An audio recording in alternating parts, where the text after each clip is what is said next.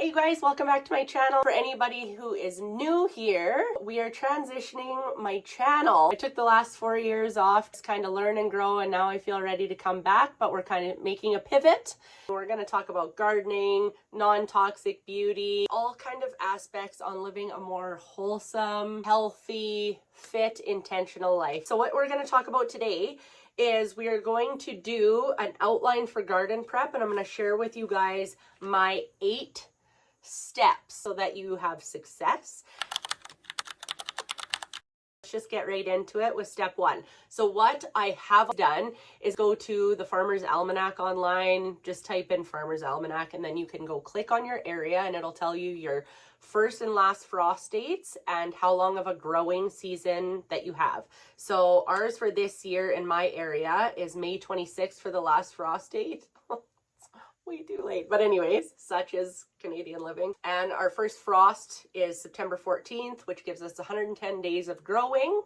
And so that is very good to know, because there are some that you can plant beforehand, and there are some things that you have to wait till just before that date, and some that you have to wait till the last frost, like your seedlings. You don't want to put those out. You've spent all this time growing them indoors and then the frost kills them.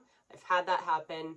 You will die a little bit inside. I want to give you steps to prevent such a travesty. Number 2 is going to be list all the veggies that your family eats, and or is kind of a cool idea. If you maybe just want to prep for, say, preserving one thing. Say you want to have like a salsa garden. This is how I just started with 3 4x4 foot raised garden beds that I built.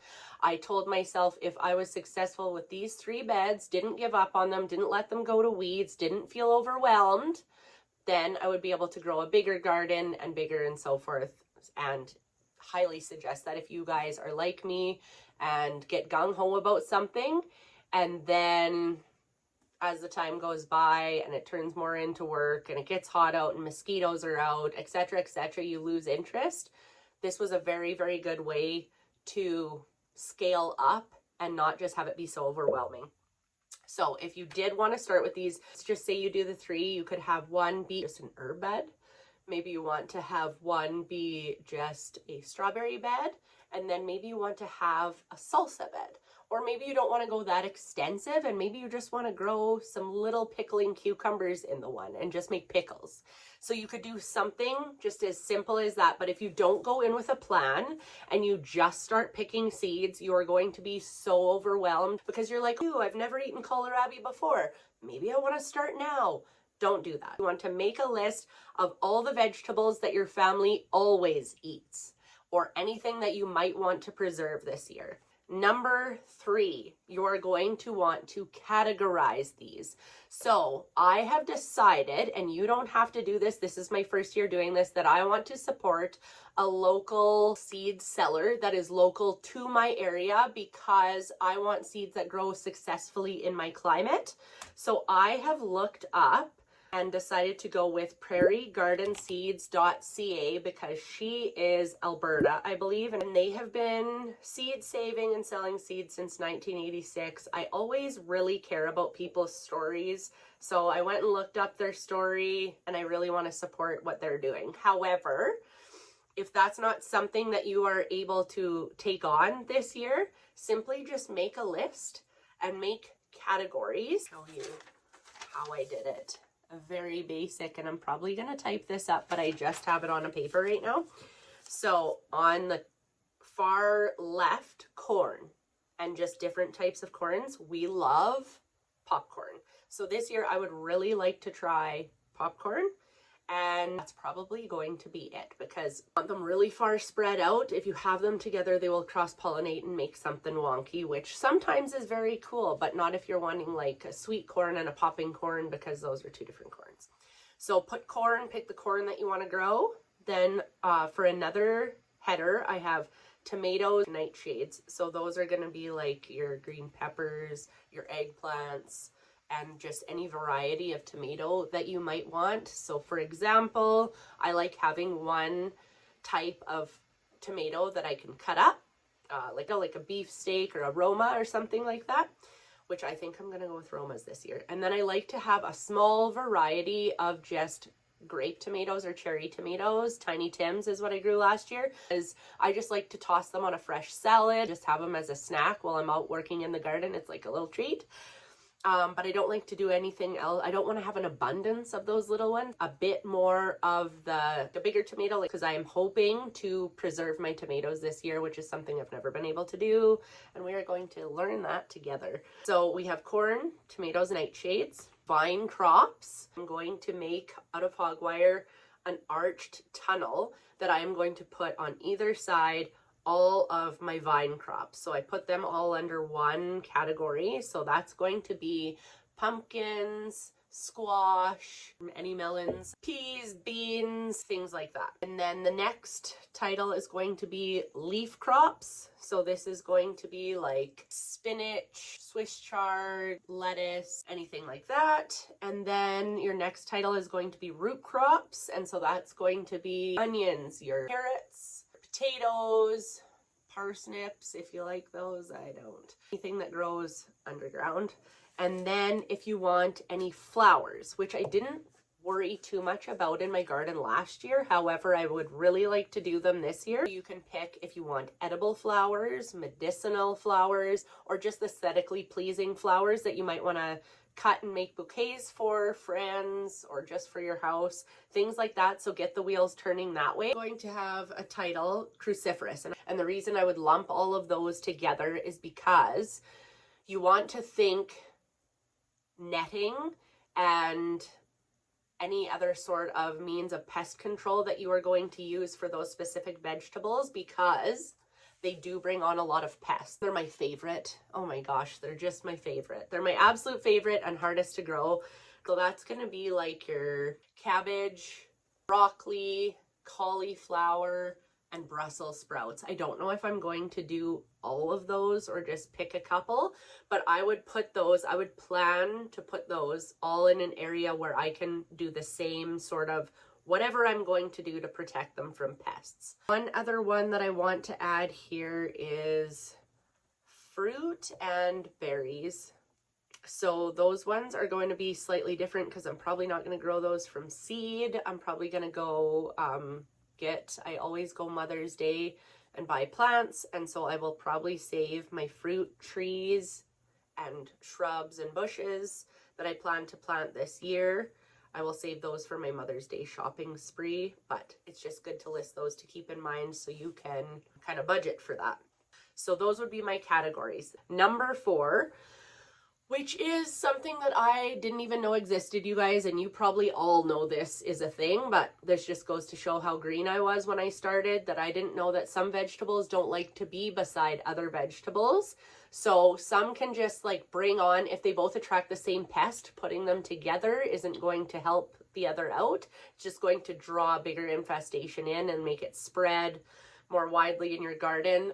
So for example, I planted cauliflower last year, and the insects that are attracted to the cauliflower do not like the smell of onions. So I planted them in and around my onions, which helped, but I still needed to add an extra layer of defense on there, which is why I am going to be doing something a little bit different with my cruciferous vegetables, but that does help to have pairings in mind. So another example is having ground cover vegetables, something that grows low with something that grows high, so that the low growing thing can creep in and under and be almost like a mulch, and then the other vegetable can grow up, have this a shaded area, and they're kind of complementing each other. But if you guys go over to Pinterest and look pairings for your vegetables, you will be able to see what grows best with what. And don't worry if you're not organized. I did this on the fly last year and I had an amazing garden. I'm just adding it in there for something to think about. Because number 5 this year, I am going to, well, I did this last year, but I just did it roughly just on a piece of loose leaf, which was handy. And if you want to do that, just to keep it simple, I strongly suggest doing that because I found it very helpful. Is we are going to draw a diagram this year. I'm going to attempt to do it in Canva to make it nice and pretty, And hopefully I'll be able to show you guys that in the next garden video that I do second week of February. We might be able to go over that, and I hope I can get it figured out. That's the plan anyways. So you're going to want to know which crops in your diagram to plant beside which for optimal growth, and or sometimes it even is good to know so that when you do your garden next year, so a very high nitrogen, something that really fixes the nitrogen in the soil, you might want to swap that and do a different crop there next year to reap the benefits of the higher nitrogen in that area. That brings us to number 6. Make a list of all the vegetables that need to be started indoors. So for me, for example, tomatoes always need to be started indoors. Corn, I have started it indoors and I have planted it outside. And what I found was, by doing that experiment, because corn usually needs a longer growing season, or find a variety that is good for your area. So a shorter growing season corn in our area would be beneficial. And I did get one, but I just wanted to try both to see. And that's what it's all about, is just kind of experimenting and see how things go, what you could have done differently, etc. And I did note that from the wind and the greater amount of sun, that I had stronger plants that were just planted right in the soil, rather than having these leggy ones that bent and blew over, and it's very windy here. And so they did have a better start, but then they were too weak to withstand the wind. So I'm going to just plant my corn straight in the ground this year. But tomatoes, green peppers, cruciferous vegetables are basically the go-tos for what you want to start indoors, which we will be doing in February. So make sure that you guys click subscribe, get the bell notification so you guys are notified when that video goes up. So for number 7, we are going to make a list of the trays, any soil, if you want to get lights, if you need to get any stands to hang the lights from, to put your seeds on. And I am undecided at this moment if that's what I'm going to do. Usually I just start my plants in my bay window. I have a really good bay window that brings in a lot of light, so I just do it very cheap and simple that way, which I highly suggest doing if this is just something new, instead of just investing in a whole bunch of stuff and then find out that maybe gardening isn't for you. So after number 7, after you have a list of all the things that you're going to be needing to order, to make a list of which plants, which crops that I can plant first and foremost. So I did search and find out that most root crops, if you plant them a month before the last frost, they will get a substantial head start, which I can attest to because my potatoes did really well. So I'm going to aim for like a month to 3 weeks planting my potatoes, onions. I planted my garlic last year in the spring before it snowed and froze over, which is something you can do. But if you didn't get a chance to do that and you're just like, ooh, I think I want to grow a garden, and you just decided it kind of just now throughout the winter, or just inspired after watching this video, you can plant it early in spring as well, and they will do just fine. You might not have as good of results as if you would start it in the fall of the previous growing season, but don't let it stop you from putting it in early spring. Like first crop out the gate, get your garlic in. So I'm gonna make a list of all the crops, the veggie crops that I'm gonna plant first, which is gonna be around the April 26th-ish mark, maybe a little bit later. Just gotta play it by ear too and see how the season is feeling. So I'm going to make a list like potatoes, onions, garlic if you haven't planted it already. What I'm gonna plant second is cooler loving crops like my carrots and my peas. And then what I'm going to plant third after the last frost is going to be anything I've germinated inside, any seedlings. We'll do another video on this, what to do before you just put your seedlings in the ground. But it is going to be everything else on my list and my seedlings, and flowers, any berry bushes that I've bought, trees, things like that will be my third. That is a wrap for everything for getting your garden ready and getting kind of the wheels turning.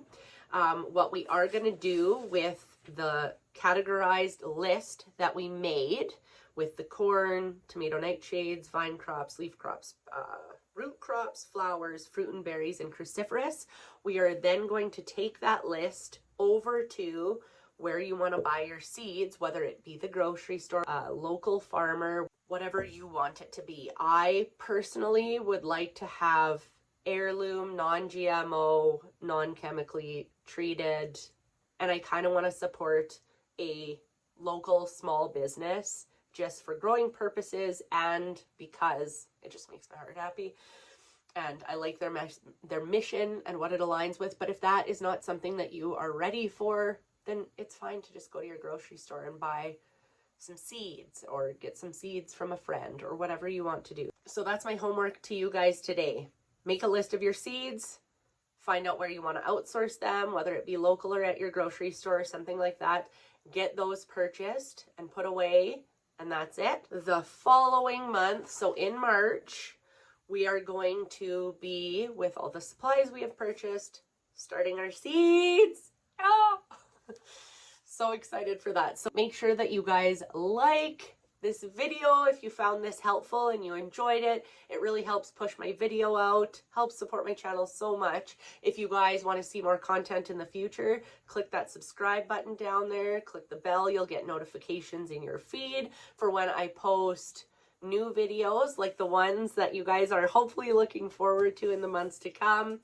And there's going to be so many more topics that we're going to talk about that I'm just so excited for. If you guys haven't seen this video from last week, which explains my welcome back journey and what this whole channel is evolving into, you guys can check out that video. If you guys haven't seen any of my hair and beauty videos, I'll put one here for you guys to check out, and I will see you guys in the next one.